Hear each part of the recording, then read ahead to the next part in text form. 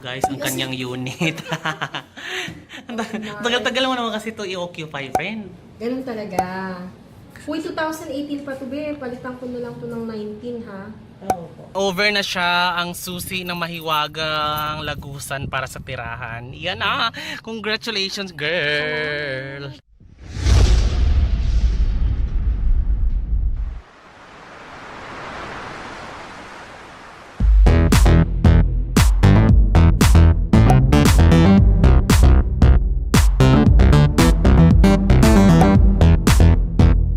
Hi guys, ito alas 7:25. Nandito ako ngayon sa backstage ng Mall of Asia. Kunin ko lang yung wristband ko para sa all access. Tapos after nito, alis na rin ako. Sobrang daming tao guys. So mga estudyante lahat yan para kukunin nila kung ano yung mga dapat nilang ilista. So magpipila lang tayo ngayon.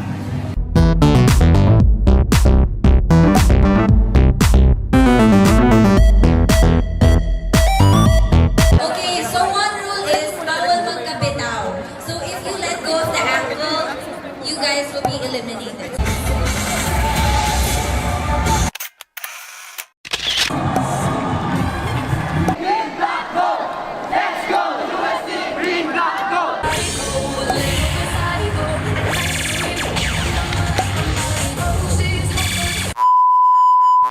Yan, pakita ko lang sa inyo guys. Ito kasi yung water heater. Yan, on ko to. Tapos, puntahan natin ang aking. So, iilaw kasi dapat to kapag, iilaw kasi to, Stable Electron, yan yung brand. Yan, iilaw kasi talaga dapat to kapag, yan, kapag naka-on yung tubig, i-on natin to ha. On natin yung tubig. Ayan, umuandar na siya. Pero hindi na siya umaandar. So, hindi na, sobrang lamig na.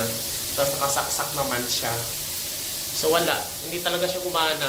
Hello guys, feedback lang. Ito ngayon, nag-file na ako ng complaint diretso dun sa email ng Stable Electron, yung mismong service center nung gumawa nung aking heater. Dahil nga talagang 7 days na wala pa rin akong na-receive na tawag coming from their service center para ayusin or magpadala ng or kahit man lang job order number para ayusin yung heater ko. So pumunta na ako sa Robinson mismo, yung kung saan ko binili Robinson's Pioneer Handyman, doon sa section ng mga water tank para mag-file ng complaint regarding dito. Kasi nga 3 months ko pa lang to, di ba? 3 months ko pa lang siyang nabili, sira na ang aking heater. So buti sana kung 100 lang to, 1,000 ang nagastos ko dito. Kailangan kong ipaayos dahil na hirap na akong maligo dito ngayon. Sobrang lamig. So ngayon, pumunta ako doon, hanggang ngayon wala pa rin reply. Naawa na rin ako doon sa salesman na pinuputukan ko ng concern ko dahil fina-fax na daw niya. So pumunta ako ng February 23rd para mag-file doon mismo sa handyman ng request para sa job order to fix. Kasi buti sana kung buti sana kung simple lang na appliances na hindi naka-attach, dahil ako na mismo maghahatid mismo doon sa service center nila, or ako na mismo para hindi hassle. Kasi sobrang ganito, sobrang hindi naman ganito. As a consumer kasi, hindi lang kasi dapat nag-e-end ang relation nyo between the manufacturer or doon sa provider ng service tsaka ng consumer pag na-purchase at na-install na yung item. Kasi tulad yan, covered pa ng warranty, 1-year warranty for the electronics tsaka yung heater, 5 years warranty yun. Buti na lang nahanap ko yung warranty dito. Dito yung warranty, and then yung resibo, tinago ko talaga dahil alam kong, ewan ko ba, sobrang, sabi naman nung salesman, dahil daw to sa safety feature na mamatay siya kapag may something na na-reach na yung heat or something. Ngayon, wala naman silang sinabi kung paano aayusin dahil ako na mismo mag-aayos dapat kung meron naman palang ganun. So, kasi nga ayaw ko na ma-hassle So ngayon, every time na meron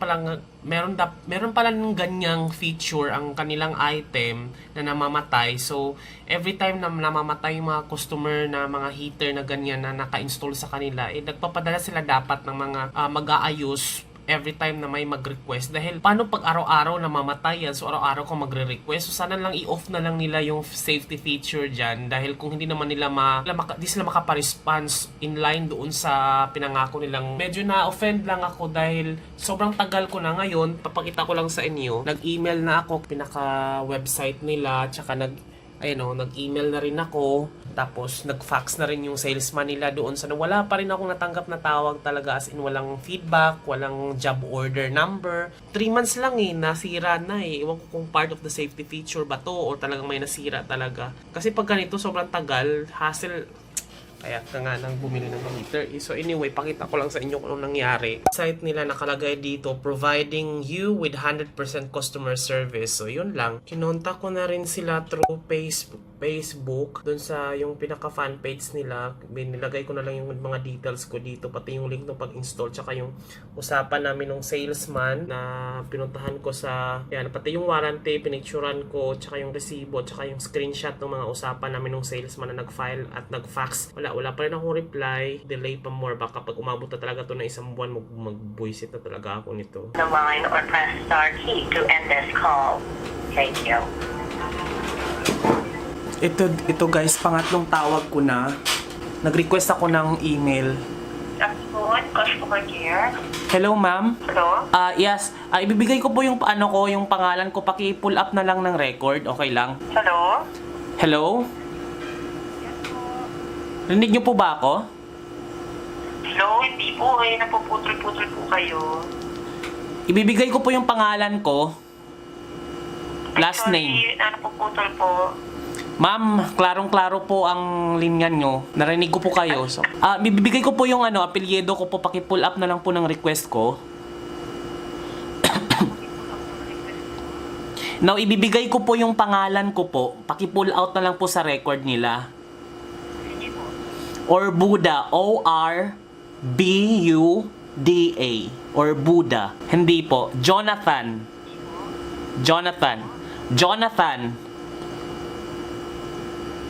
Sir, isa lang pong Orbuda yung meron kami sa record. May ano po ba yung contact number niyo? Wala. May kanina, 2 beses na akong tumawag. May papaayos ako na May papaayos ako na... Spell out ko po. O-R-B-U-D-A. D.A. Alpha, Jonathan. Kakausap ko lang kanina nung babae. Sandali lang, sir, ha? Yes po. Yes, sir. Ano po yun?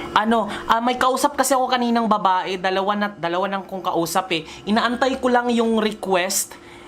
Pinapa-forward ko sa email ko yung request na natanggap nila. Naka-schedule kayo tomorrow, sir. No. I know. Kasi ang sabi ng handyman, nung 24 pa daw yan, nung 24 pa po yan, February 24 pa po yung request na yan na send sa inyo via fax. Ngayon ang kausap ko na 2 babae prior to this call, ngayon lang daw yan natanggap via email. Handyman ano po? Sir, from anong handyman po? Handyman Pioneer. So kasi sa Pioneer ko yan nabili 3 buwan pa lang po sira na po. So ngayon, Opo. ni-request ko yan sa kanila ng February 23. Pumunta ako sa store, finax nila, sabi sa akin, kausap ko ngayon yung salesman, yung manager na doon na February 24, sinend via fax ang request. Ngayon, Yes, sir. ngayon ang sabi ng 2 babae na kausap ko prior this call, ngayon lang daw yan natanggap via email. I-check ko po, opo. Pero naka-schedule naman. Kasi naawa ako dun sa handyman kasi nung sinasabi niya 24 pero ang sabi sa akin ngayon lang daw. I-check ko din po yan. Opo. I-check ko din po. Pa-email na lang sa akin. Ang request ko lang naman is i-email yung request na natanggap ninyo. Kasi gusto ko lang makita kung anong oras, sinong nag-request at papano kasi nga nagdi-dispute yung handyman kasi 24 pa lang daw yan sinend sa inyo. Ang sabi sa akin ngayon lang daw. I-check na lang namin, sir, on our record po. Sige po. Kanina pa ako nag-antay ng email. Sabi sa akin ng babae, i-email sa akin pagkababa ng phone. Pero ngayon wala pa rin. Binigay ko na yung email address. Sir, let me check. Opo. I-check ko po, sir. Kasi ang hirap tumawag sa inyo kapag dadial na naman ako. Opo. Actually, sir, na-receive din po namin yung inquiry nyo sa Facebook. Noong March 2 lang po, no Saturday. So, yun nga, sir. I-check din namin sa handyman po kung kailan nila na-send na forward dito. Pero yung request na kinoconsider ninyo ay yung ngayong natanggap. Tama ba? March 2, sir, sa record namin kung galing po sa Facebook. Kasi sabi sa akin ng babae, yung email lang daw is ngayon lang natanggap I-check ko po yun, sir. Sige po. Oo. Opo, sir. Copy, sir. Sige. Antayin ko ngayon bago nyo po ibaba kasi Sure po. Sige, salamat ha. Anong pangalan nila? Jen po. Jen, sige, Jen. Salamat ha. Kasi nga, nag-antay Okay ako baka mali. Kasi, antayin ko ngayon habang nasa call na sa laptop naman ako nang gaabang eh. Kasi gusto ko lang tingnan kung anong scent